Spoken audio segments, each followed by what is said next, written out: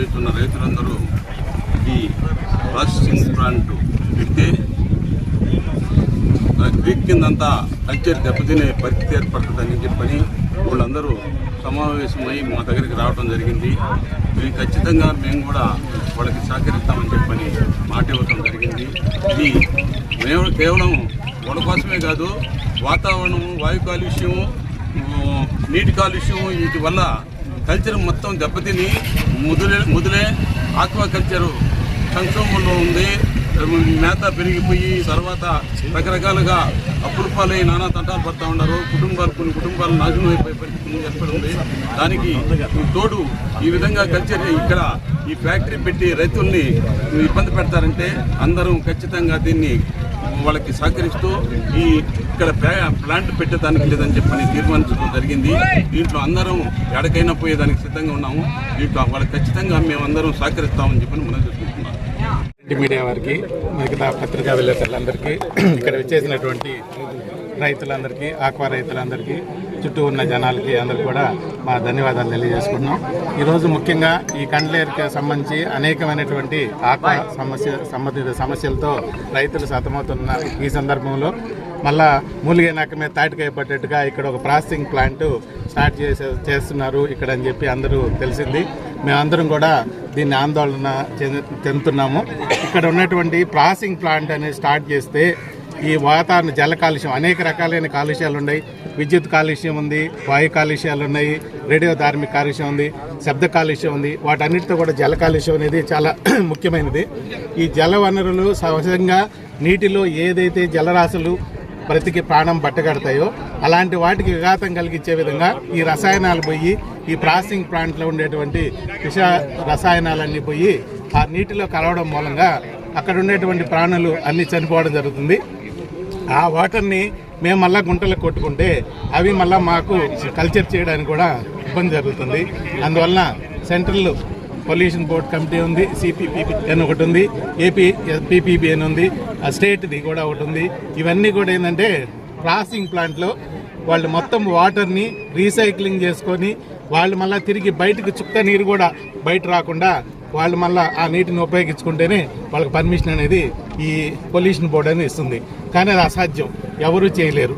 ఈరోజు నదులు కాలుష్యం అయిపోయి, సరస్సులు కాలుష్యం అయిపోయి, ఇప్పుడు మళ్ళా చెరువులు కాలుష్యం అయిపోయి, ఇప్పుడు మళ్ళా కాలువల మీదకి వచ్చారు.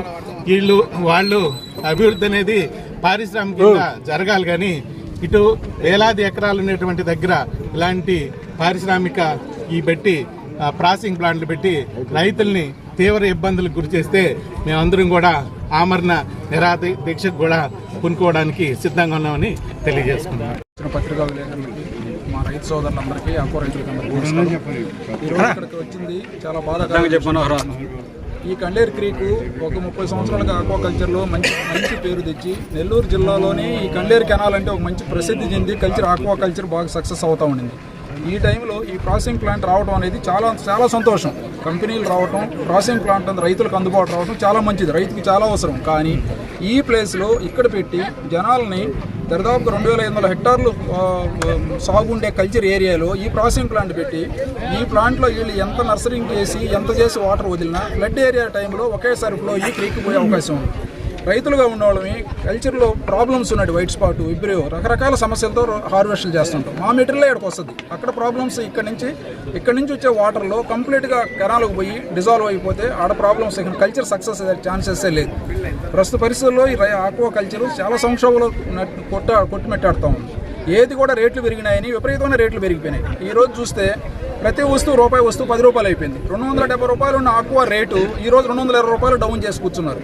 97లో ఉండే ప్రాసెసింగ్ ప్లాంట్లకి ఇప్పుడు ప్లాంట్లకి 15 రెట్లు పెరిగినాయి ప్రాసెసింగ్ ప్లాంట్లు మన డిస్టిక్లో కూడా. అయినా కూడా రైతులకు ఎవరు ఉపయోగపడటం లేదు. దళారీతనం, ఫ్యాక్టరీలు కంప్లీట్గా వాళ్ళ హోల్డ్లోకి వెళ్ళిపోయి రైతులు చాలా ఇబ్బంది పడుతున్నారు. వాళ్ళు సపోర్ట్ చేయాల్సిన అవసరం లేదు. గవర్నమెంట్ సపోర్ట్ చేస్తూ ఇటువంటి ఇబ్బందులు లేకుండా చేసి ఈ ప్రాసెసింగ్ ప్లాంట్ ఇక్కడ లేకుండా వేరే దగ్గర పెడితే అందరూ హర్షించదగ్గ విషయం ఇది. ఒక ప్లాంట్ ఏరియాకి వచ్చిందంటే 10 ప్లాంట్లు 20 ప్లాంట్లు అయితే మెటీరియల్ పెరిగే కొంది డిమాండ్ వాళ్ళ దగ్గర కూడా ఉంటుంది కాబట్టి వాళ్ళు తీసుకున్నదానికి అవకాశం ఉంటుంది. కానీ ఈ ప్లేస్ సరైన ప్లేస్ కాదు. ఇది కరెక్ట్గా తీసుకొని వచ్చి పొట్టలో పెట్టినట్టు అయిపోయింది. పాయిజన్ పొట్టలో 200 మీటర్లో కెనాల్కి 200 మీటర్ల దగ్గరలో చాలా నియర్ బై గుంటలు ఉన్నాయి. ఈ వాటర్ వాళ్ళు ఎంత ప్రాసెస్ చేసినా కూడా ఆ వాటర్ని వాళ్ళు బయట వదలాల్సిందే. వచ్చే వైరస్లు వాటి నుంచి కల్చర్లో మేము వాటిని తప్పించుకోవడానికి ఛాన్స్ లేదు. వైరస్ రైతు దగ్గరే వస్తుంది. రైతు దగ్గర ఆ ప్రాబ్లం వచ్చిన తర్వాత ఆ మెటీరియల్ ఇక్కడికి రావాలా, వీళ్ళు ప్రాసెస్ చేస్తారు. అక్కడుండే వేస్ట్ వాటర్కిను ప్రాసెసింగ్ ప్లాంట్లో నుంచి వచ్చే వేస్ట్ వాటర్కిను చాలా డిఫరెన్స్ ఉంటుంది. ఇది పోయి క్రీక్లో కనపడదు అంటే కల్చర్ ఎటువంటి పరిస్థితుల్లో లేదు. 15 years బ్యాక్ నుంచే ఒక కల్లేరు క్రీక్ ఒక పెద్ద గండం కూర్చొని ఉంది కృష్ణపట్నం పోర్టు దగ్గర. ఆ మౌత్ క్లోజ్ అయ్యేటప్పటికి ఈ వాటర్ ఎక్కువగా పోక ఫ్లడ్ ఏరియాలో 2 రోజులు 10 రోజులు 15 రోజులు కోస్టల్ ఏరియా బద్వేలేగనపాలెం కడపల్లి కోలం కొద్దిగా 15 రోజులు ఫ్లడ్లో ఉంటున్నాం. మీరు అందరూ చూశారు. ఇవి అది క్లోజ్ ఓపెన్ చేసుకునేదానికి వీలు కావడం లేదు కొన్ని ఆర్థిక పరిస్థితులు, కొన్ని ఇబ్బందుల వల్ల. ఇటువంటి స్టార్టింగ్లో వేల మంది రైతులు ప్రత్యక్షంగా పరోక్షంగా లక్షల మంది బతుకుతున్నారు. ఆక్వా రైతే కాదు, ఆక్వా రైతులు ఒక 500 మంది ఉంటే ఆక్వా రైతుల మీద ఆధారపడి ఒక 5,000 మంది లేబర్ అయితే విజయనగరం, వెస్ట్ గోదావరి అందరూ వచ్చి ఇక్కడ లేబర్ పనిచేస్తున్నారు. రైతులు అందరం ఆశాజనకంగా ఒక స్టెప్ అయిపోయే టైంలో ఇటువంటి ఇబ్బందులు పడితే తర్వాత కోలుకోలేని పరిస్థితులు ఏర్పడతాయి. అందుకని దయచేసి మేనేజ్మెంట్ చెప్తున్నాం, మేము ఫిషరీస్ డైరెక్టర్కి, కలెక్టర్కి, ఎంఆర్ఓకి అందరికి వినతిపత్రం ఇస్తాం. మాకు ఒక అసోసియేషన్ ఉంది. అసోసియేషన్ ఈ మధ్య అంతా డిజాల్వ్ అయ్యింది. మన 20వ తారీఖు ఒక మీటింగ్ పెట్టాము. కానీ డ్రై ల్యాండ్స్లో వేరే ఏరియాలో కొంచెం ఇక్కడి నుంచి ఈ కెనాల్కి ఒక 50 కిలోమీటర్ల దూరంలో ఆ వాటర్ ఇక్కడికి వచ్చి కలవకుండా కానీ చేస్తే మాకు ఇబ్బంది ఉంటుంది. వాళ్ళకి మా సపోర్ట్ కూడా ఉంటుంది. ఇదేదో వ్యక్తిగతంగానూ పార్టీలకు అతీతంగానూ అందరం వచ్చి మా బాధని వెళ్ళబోస్తున్నాం తప్ప వ్యక్తిగతంగా కానీ ఇంకో విధంగా కానీ లేదు. రైతులు సేవ్ అవ్వాలంటే ఈ ఫ్యాక్టరీ ఇక్కడ ఉంటే కుదరదు. కాబట్టి మేము ఫైనల్గా ఒక డెసిషన్ తీసుకొని ఇంక వీలు కాదు, మేము ఇక్కడ కూర్చోవాలనే ఉద్దేశంతో ఈరోజు స్టార్ట్ చేసాం. అందరి సహకారంతో ముందుకు నడుస్తాం. మీటర్ల నుంచి స్టార్ట్ అయ్యి 40 కిలోమీటర్ల దూరం కండ్లేరు క్రీక్ ఉంది. సౌత్ ఏషియాలోనే పెద్దదైన కండ్లేరు క్రీక్ కింద కొన్ని వేల ఎకరాలు ఉంది. దగ్గరలో 2,500 హెక్టార్లు కల్చర్ చేస్తున్నారు. వితౌట్ పర్మిషన్తో, కనీసం గ్రామ పంచాయతీ పర్మిషన్ కూడా లేకుండా ఇక్కడ రొయ్యల ప్రాసెసింగ్ ప్లాంట్ పెట్టాలని వీళ్ళు పురమాయించి స్టార్ట్ చేశారు. ఇది మాకు చాలా ఇబ్బందికరం రొయ్యల రైతులకి.